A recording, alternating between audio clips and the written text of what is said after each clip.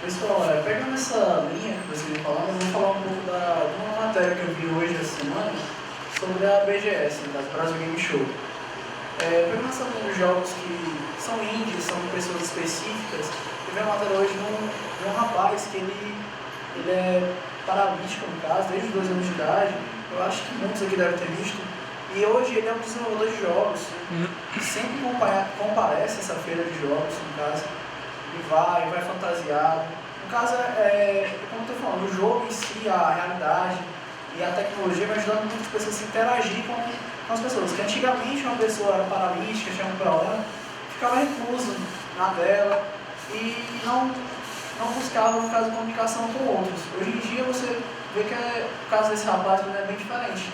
Ele desenvolve jogos focados com personagens que são também paralíticos, tem uma cadeira de roda.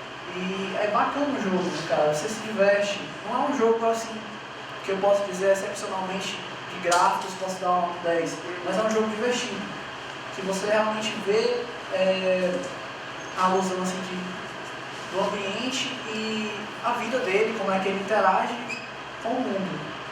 Eu achei muito bacana isso.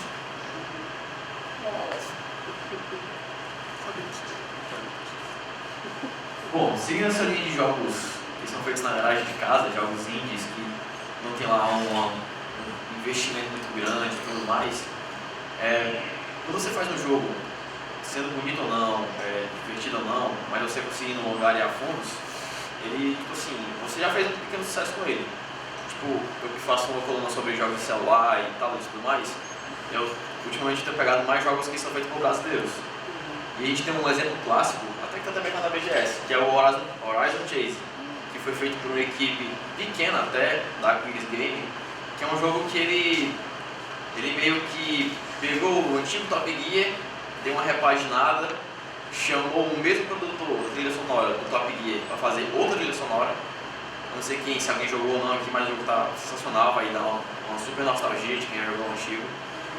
E é isso, o jogo indie, ele não tem tipo aquela marcação de você, tem que vender uma margem de lucro para poder pagar quem trabalhou no jogo. O jogo indie ele é feito ali com amor, entendeu? Ele é feito ali com paixão.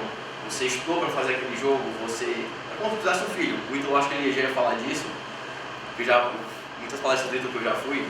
Um jogo que você fazer em casa, um jogo que fazer com a equipe pequena, é como cuidar de um filho. Você vai cuidando até ele chegar num ponto que ele possa se cuidar sozinho. Ele possa pagar as coisas que ele quer pagar, ou então pegar, tipo, o aprendizado que você deu pra ele e passar pra quem tá jogando. É realmente como cuidar de um filho.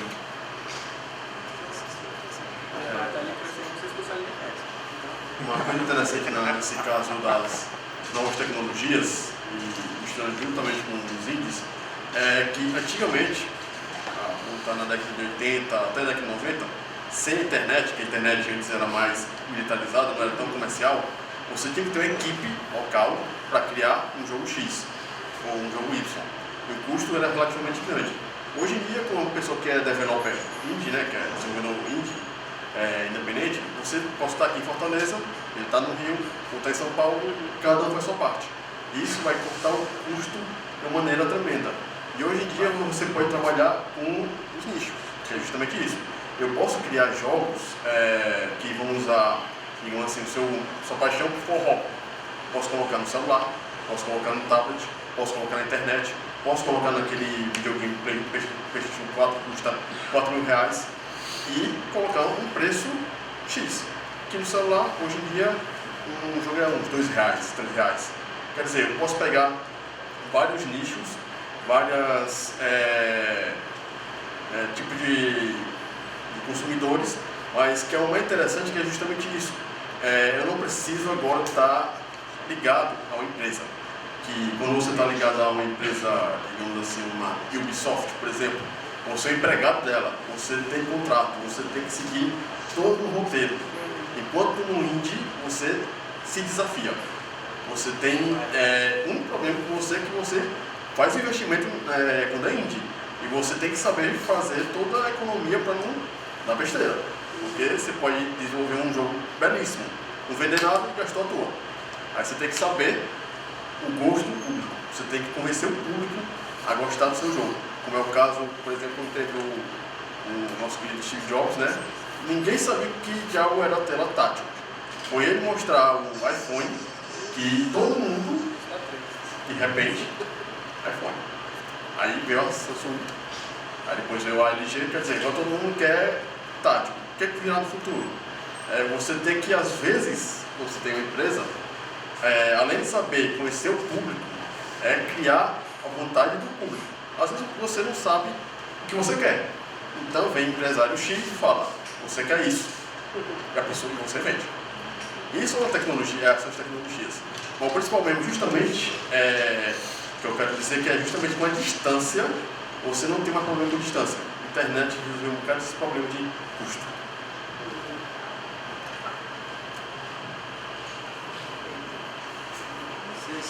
Tá finalizando. Estou finalizando, se finalizar sempre bem, que é o que o pessoal lembra, para quem gosta de falar besteira. Mas assim, o que eu vejo, né? A internet em si, assim como as novas tecnologias, elas trouxeram de certa forma um lado mais humano para a gente. Uma coisa mais próxima, né? Como aqui é um fórum de comunicação, é impossível você falar de comunicação sem falar de pessoas e falar de venda, falar de marketing, né, por exemplo. Então hoje, por exemplo, o pessoal de comunicação foca muito em branding, em você transformar a sua marca em uma pessoa. Ela não é mais uma empresa, ela é uma pessoa que se comunica com as outras. Né? É o lance da persona, né? O lance de você carregar um arquétipo junguiano, você se comporta, você tem um jeito de falar com as pessoas e tudo mais. As empresas estão tentando conseguir, as empresas grandes que eu estou falando, estão tentando conseguir o que os indies fazem, mas eles não fazem porque simplesmente eles conseguiram, porque eles não têm grana para investir em outra coisa. Como desenvolvedor indie eu posso falar de ser sem grana com muita propriedade. Então, isso infelizmente são fatos. Então assim, o que acontece? Eu vejo nas novas tecnologias, né, continuando aquela coisa que eu estava falando, do humanizar, por exemplo, as campanhas de catarse, né, as campanhas de crowdfunding que a gente tem. Tem Kickstarter, tem Catarse, tem Kikante. Então assim, existe aquela questão que o Daniel falou, que a pessoa não sabe o que ela quer até você apresentar ela. Realmente às vezes acontece isso. Nós somos seres que gostamos de explorar o inexplorável, ninguém só quer ser o primeiro. Mas se tem uma coisa bacana ali que está funcionando, a gente acaba por aderir a isso. Mas ao mesmo tempo nós também somos pessoas que queremos coisas que a gente não sabe o que é, mas a gente mostra pra mim e não é isso. Acontece, né? A gente até acha que é meio fresquinho por fazer isso, mas é algo que a gente só percebe quando vê. Cara, eu só percebo o que eu quero mesmo quando eu vejo. E aí, por exemplo, o crowdfunding ele veio para isso, né? De chegar assim, ó, eu tenho essa ideia dessa mídia, desse jogo, desse produto, desse serviço, e eu quero oferecer isso para as pessoas que querem ter isso. Então, e aí do outro lado tem a pessoa, pô, tá, isso é legal, eu quero, eu apoio, eu vou lá e tal, e aí como eu sou patrocinador desse projeto, eu tenho tanto acesso a isso antes, como eu tenho alguns benefícios dependendo da quantidade de financiamento que eu disponibilizo para você. Né? Junto a isso, eu também gosto de falar muito daquela escritora que ela fez o TEDx, esquecendo dela, é a Jane McGonigal. Né? Qual é o nome do livro dela? Que namorada com Rosinha? Esqueci o nome do livro. Não, eu conheço os jogos, velho. O livro dela não... Pronto, ela fez um site, né, que é o Super Better. E o que acontece? A Jane McGonigal, ela não era desenvolvedora de jogos.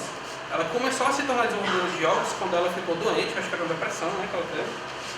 E aí ela, para vencer essa depressão, ela fez um jogo.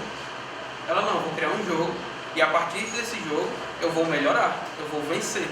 Porque ela não tinha motivação nenhuma para viver até. Então ela, não, eu vou pelo menos fazer uma motivação aqui lúdica. Eu vou fazer um jogo e eu vou sobreviver. Vai ser a missão do meu jogo, vai ser sobreviver. E ela sobreviveu, ela deu a volta por cima, mini história e tal. Dá pra fazer um filme, livros, seriados e tudo. E ela fez uma palestra no TED sobre isso. E hoje ela tem um site chamado superbetter.com, que esse site, você gamifica um problema seu. Então, por exemplo, você tem depressão, eu tenho depressão e tudo mais. Aí tem as pessoas que são seus backers, as pessoas vão lhe apoiar, vão lhe dar joinhas e coraçõezinhos e coisas motivacionais. E você mesmo coloca a sua meta. Você diz, hoje eu vou sair de casa. Aí, gente, hoje eu saí de casa, foi irado e tal, não sei o que. Aí você tem várias pessoas conversando com você ao mesmo tempo sobre isso. E isso vai motivando as pessoas. Do mesmo jeito que a internet aproxima a gente, de certa forma, ela ajudou a gente a se afastar também. Eu não gosto de dizer que a internet é o nosso algoz, a gente é que é burro e não sabe usar. É outros 500. Né? Porque tem inclusive aquela imagem que o pessoal fala que a tecnologia afastou a gente, aí tem o pessoal nos anos 40, sei lá, todo mundo no jornal, assim, no metrô. Então, Não é o ser humano que se afasta por causa da tecnologia, o ser humano se afasta do ser humano mesmo.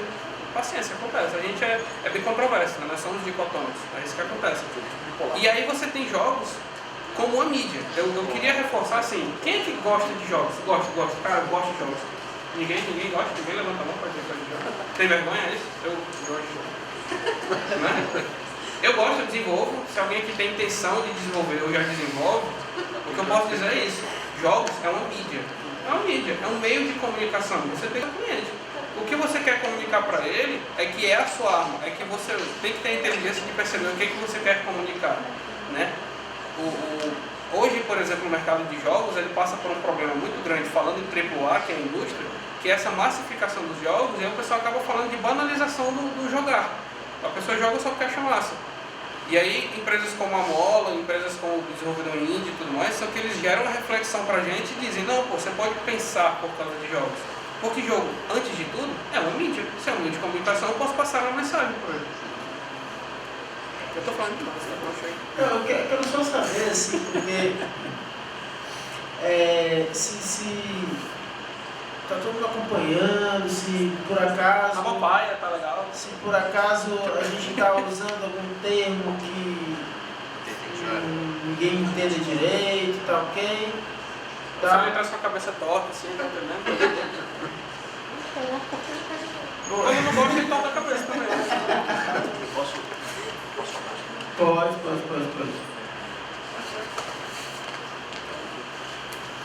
Boa tarde, Fábio.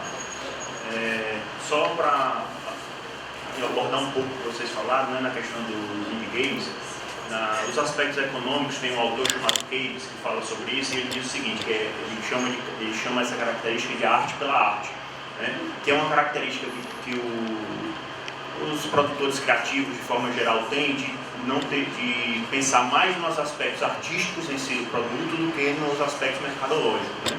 E isso aparece muito claramente quando você fala sobre os indie games. Mas vale também dizer aí, quando nós estamos no nível universitário e vocês estão falando de repente quem quer desenvolver pode desenvolver, né? Que nada impede que você faça as duas coisas, né? Você pode perfeitamente desenvolver um jogo que é indie, que tem todos esses aspectos que vocês estão falando, e ao mesmo tempo pensar na viabilidade dele. Porque afinal de contas, se você conseguir viabilizar o produto, você vai poder continuar vivendo disso, né? Que eu acredito que seja o sonho de qualquer artista, no caso aí de qualquer criativo, né? É aquela pessoa que vai mostrar o que eu não estou vendo. Eu amo a arte que eu estou fazendo por amor, não por dinheiro. Então eu tenho que buscar um parceiro que goste do dinheiro. Senão eu não vou ter dinheiro. Mas eu queria, o Ítalo falou da Jane McGonigal, que eu acho massa. Assim, eu queria até comentar sobre ela e aí já começando a responder um pouco, realmente, né? Uma das principais referências em game designer do mundo atualmente é uma mulher, que é justamente a Jane McGonigal. No meio acadêmico, a gente tem aqui no Brasil a principal pessoa responsável pelo desenvolvimento dos estudos de jogos, os game studies, é uma mulher também, a Renata Gomes, que a gente chama de Renata Games, não é a apelido dela, Renata Games e tal. E ela, assim, minha amiga pessoal, a gente ficou amigo por conta disso, né? Que eu estava precisando de um professor de alguém que ensinasse roteiro para jogos eletrônicos. E uma pessoa especialista em roteiro para jogos eletrônicos no Brasil é também uma mulher, né? E aí, assim, vou falar aqui da Jane McGonigal e aí depois eu vou passar a bola para a galera toda, certo? A Jane McGonigal, ela tem uma ONG chamada Games for Change, que ela trabalha justamente essa história dos jogos sociais, né? os jogos, os games que podem ajudar a mudar a realidade de pessoas em vários países que estão passando por dificuldades, né? Eu acho esse um ponto super interessante a ser colocado, né? E ela também é uma pessoa tão bem sucedida que a gente estava tentando, né? Uma amiga minha que trabalha com jogos, ela é coordenadora do curso de jogos do Porto Iracema, a Liz, não está aqui, ela também seria uma pessoa bacana para estar aqui, né?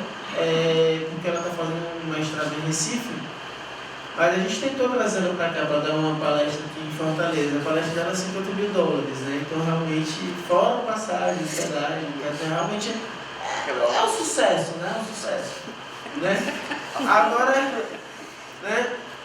Agora assim, realmente, a questão do machismo, vamos lá, a história do individualismo e tal, o fato de você ter a maioria das pessoas trabalhando com jogos, era isso e a questão da violência, né? Pronto, a questão da violência, a Jane Magona trabalha muito essa questão, mas assim, você tem que entender a violência como catarse, né? E a violência, quando a pessoa tem o discernimento, e se a gente não tem nenhum problema psicossomático e tudo, porque teoricamente é fácil de separar realidade de ficção, né? Mas algumas pessoas não separam. No momento que você separa, você pode trabalhar isso como catarse. Tem um caso de um garotinho que ele brigava muito na escola, e aí foi feito todo um trabalho em cima dele. E uma das coisas que fizeram com ele foi ensiná-lo a jogar, eu não lembro qual foi o jogo, se foi Mortal Kombat, se foi Street Fighter, um jogo de luta. Né? E aí, o que é que ele fazia? Ao invés de ele brigar com os coleguinhas, ele chamava os coleguinhas para jogar com ele o jogo de pancadaria. E aí é muito mais interessante, né? Eu estou batendo em você no videogame virtualmente que realmente, né? Mas é a questão da diferenciação, né? Entre o que é real. Eu lembro que tinha uma tirinha que era um garotinho vendo televisão e dois amiguinhos, né? Aí ele disse assim, olha que bacana. Ele ligou na televisão, aí ele disse assim, olha, isso é um documentário sobre a guerra tal e tal, não sei onde. Aí, não, isso é filme do Rambo, com certeza. Não, certeza, é um documentário sobre a guerra civil lá em Serra. Não, é um filme do Rambo. Aí ele disse assim, alguém pode me dizer se eu posso me divertir ou não? Porque se for um documentário eu não posso achar legal as pessoas morrendo. Agora se for um filme do Rambo, não, é bacana, divertido, adrenalina. Né? Então essa questão da diferenciação. Às vezes você tem um jogo, como você tem na arte de maneira geral, a catarse, né? Você sai da realidade para brincar com isso. Né? E aí a questão do machismo. Por algum motivo, realmente com certeza alguma tese de doutorado deve desvendar ou não, né? A maioria das pessoas que trabalham desenvolvendo jogos ainda é homem. E a maioria da população ainda é... Os corpos das mulheres. Exato. Chega lá. A gente vai chegar lá, vai aceitar o lance isso é uma coisa que começa lá nos quadrinhos. Tem uma coisa que é super interessante, a personagem ícone ainda dos super-heróis, né? É a Mulher Maravilha ainda, né?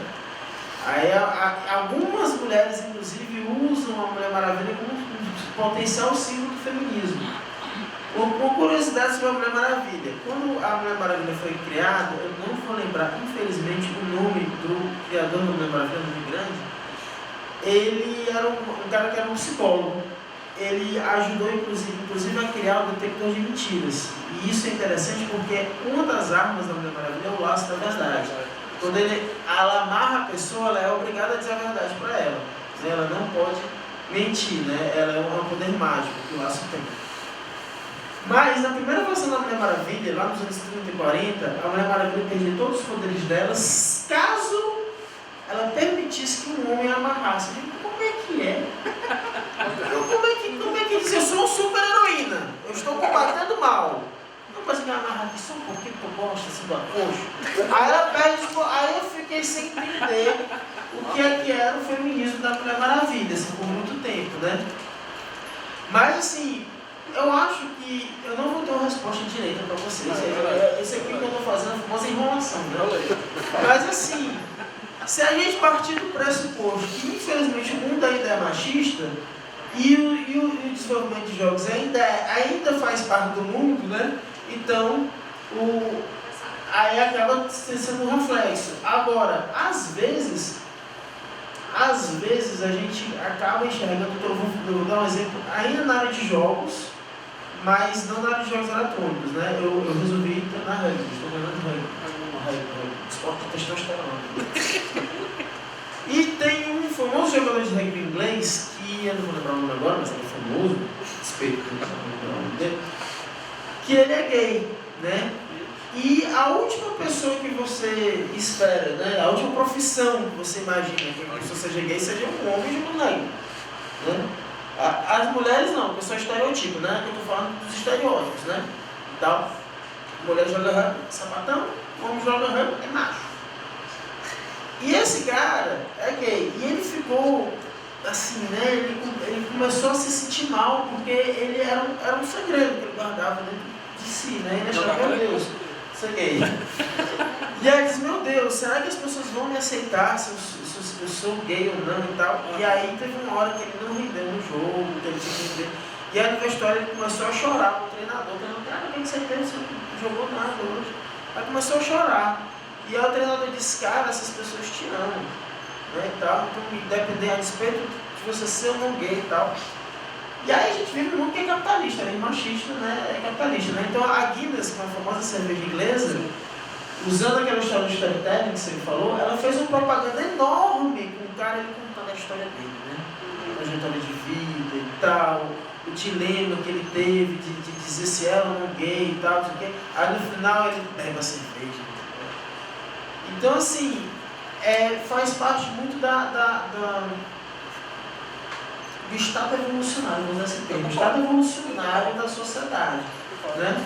Aqui no Brasil, né, a gente tem um grande atleta, que eu acho que é o Richarlison, que ele é jogador, não lembro qual time, se jogasse jogo eu saberia, mas ele joga futebol, então não sei qual time é, não sei se é o São Paulo. Mas ele é um grande atleta, e eu digo que ele é um grande atleta porque ele, além de futebol, ele joga vôlei, né? Então uma pessoa que consegue jogar 2 esportes e ser bom nos 2 esportes é um cara que tem uma genialidade corporal, né? E ele é gay, e o pessoal xinga o cara até dizer chega, né? Se fosse na Inglaterra, eu estava fazendo propaganda de cerveja, mas é daí, aqui no Brasil, né? Mas assim, eu vou passar aqui e tem um cara que quer falar, é sobre isso ou é outro assunto?